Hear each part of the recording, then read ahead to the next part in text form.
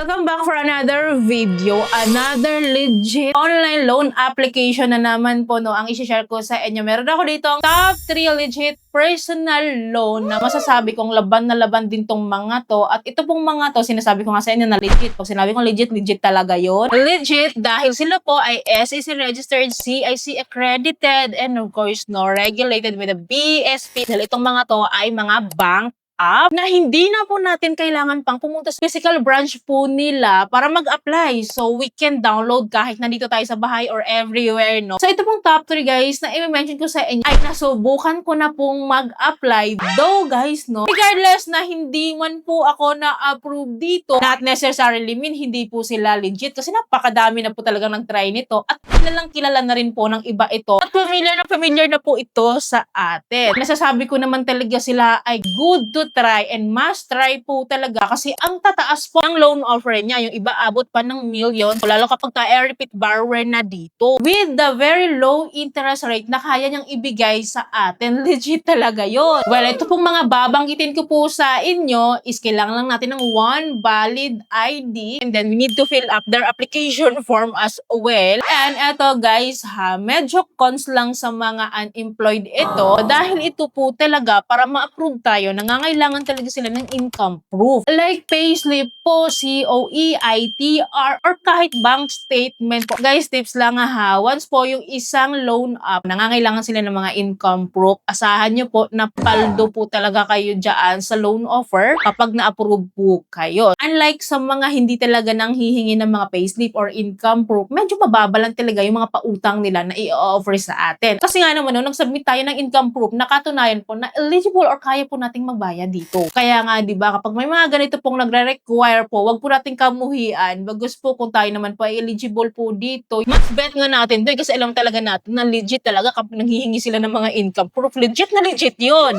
Disclaimer po, this video is not sponsored by any loan application po or loan app that I will mention in this video. This is just based on my experience po. Kinakompile ko lang para din may idea kayo, mabigyan ko kayo ng heads up para maging aware po kayo dito based on my experience. Well, ano nga ba itong top 3 legit personal loan app po na pwede kong i-recommend sa inyo. First on my list is si CIMB Personal Loan, which is recently lang nag-apply ako dito, guys. Of course, we need to download the app first, no? And we need to create an account here. We need to verify that account po, no? Para maging eligible tayo. And then right after naman, pwede po tayo mag-apply agad-agad po ng kanilang pa-loan po. Kasi subject for evaluation naman. Well, eto ha, ito yung pinakamataas mag-offer talaga. So far, no, sa babanggitin kong tatlo, kasi nga, nag-offer po siya starting from 30,000 up to 1 million pesos. Yes, million ang pinag-uusapan natin dito. And of course, guys, subject for evaluation kung overqualified ka naman talagang hindi naman siya magda-doubt na talaga namang pautangin tayo dito. So, si CIMB Personal Loan po, no, nagre-require po sila agad po ng income proof like payslip, COE. Kung ikaw naman po ay self-employed, no, kailangan mong i-provide yung ating ITR or our BIR form 1701. And anyways, guys, meron nga po palang indicative interest rate po itong CIMB Personal Loan na 2%.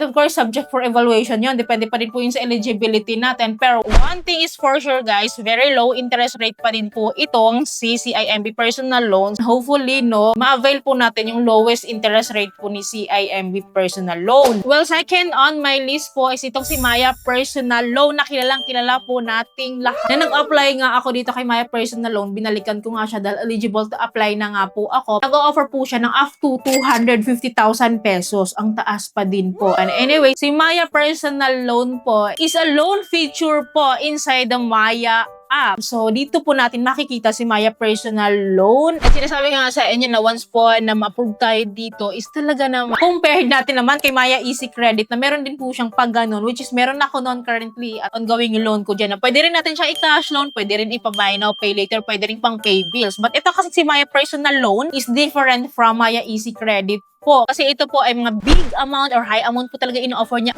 Very low interest rates po. Na nag-i-start na po yung kanyang interest rate sa 0.77 monthly ha. So, bongga yun. Super baba po talaga ng interest rate po nitong kay Maya. Imagine ha kung ma-avail natin yung ganung interest. Pero sabi ko nga sa inyo, subject for evaluation pa din po ito. Magbabago po yan. Depende po yung sa eligibility natin sa loan amount natin. It starts lang dyan. At itong si Maya personal loan po, long term din po yung binibigay niya installment term dahil kahit hanggang 2 years to pay natin siyang bayaran. May choice po siyang ganon. And of course, subject for evaluation. Depende again sa eligibility din po natin. Well, FYI before po, hindi siya nagre-require ng kahit anong income proof before, but recently lang na nag-apply ako. Meron po siya nire-require ng mga requirements like payslip, COE po, or bank statement, or other income proof. Basta anything po dapat na may income po tayo. Hindi naman po siya masyadong mahigpit po sa income proof po. As long as may bank account ka or may bank statement ka for 3 months, at least 3 months po, pwede po nating isend po yun sa kanya as our proof of income para maaprubahan tayo dito. Well, master naman talaga ito, no? Kasi ang dami na rin na-approve dito. So, anyways, pakicomment down below kung okay ba talaga ito si Maya Personal Loan. Halos lahat kasi, no, familiar talaga dito kay Maya Personal Loan. Gusto namin malaman yung experiences nyo dito. Well, lastly po, third on my list is si BPI Bank o Instacash loan po nila, which is ito po yung pa-personal loan po nito. So, 100%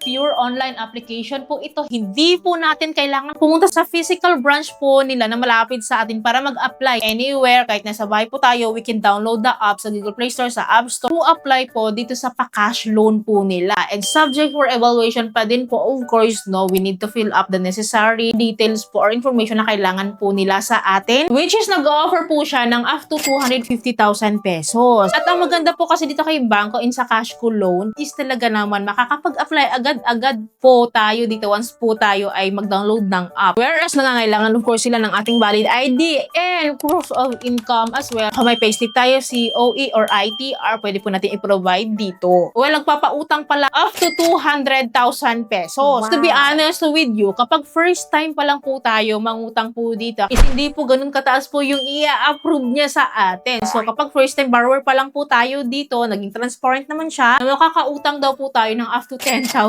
pesos sa first time ha. So, maybe sa small amount tayo susubukin kung good payer tayo or good client tayo. Saka po nila iangat yung kanilang loan offer. And then, to be honest lang din po ha, itong si Instacash Loan po, nag-offer po siya ng long term from 7 days. Yes, from 7 days up to 3 months. So, discretion natin kung ano pipiliin natin. So, kapag first time pa lang po tayo, yun pa lang po yung ino-offer niya. Parang i-evaluate or i-test pa lang po talaga tayo, no? So, ano ba yung magiging payment behavior natin dito? Well, sa interest rates naman po nito, to be honest, bank up na nga siya at legit po siya. Pero, nagtataka lang din ako kasi mataas yung interest rate niya. Sa akin po, nag-offer kasi siya ng 10% monthly. Di ba mataas yun? Do kung ikukumpara mo sa mga other legit OLA or loan apps po, mas better naman to kasi legit naman. Pero mataas yun sa isang bank app ha. Mataas talaga siya kapag first time pa lang po tayo dito. So maybe magde-depreciate siya in the long run. Depende po yun kung repeat borrower tayo dito, kung maganda po yung payment behavior natin or yung evaluation po nila sa atin. And honestly guys, kaya siguro ganito sila mag-offer kasi nga naman no, pure online application lang siya na you have a chance talaga na ma-approve agad-agad. Well, those are my top 3 personal loan application online po that we can download lang naman. Pure online application lang po ito, which is a very legit, trusted apps po talaga itong mga very well known na rin sa atin. Anyway, sino po nakapag-try sa mga ito, you can comment down below and share your experiences po para aware din po yung iba nating viewers. So don't worry guys, palagi naman po ako magkakaroon ng compilation or update po, no? Depende po yun sa mga categories po na gusto ko pong na worth sharing po talaga for our awareness para may idea na tayo sa mga to. Don't worry, lagi ako mag-a-update kaya dapat po nakasubscribe po kayo and clicking bell button para lahat po ng videos ko is updated and notified po kayo. Thank you for watching this video. Bye!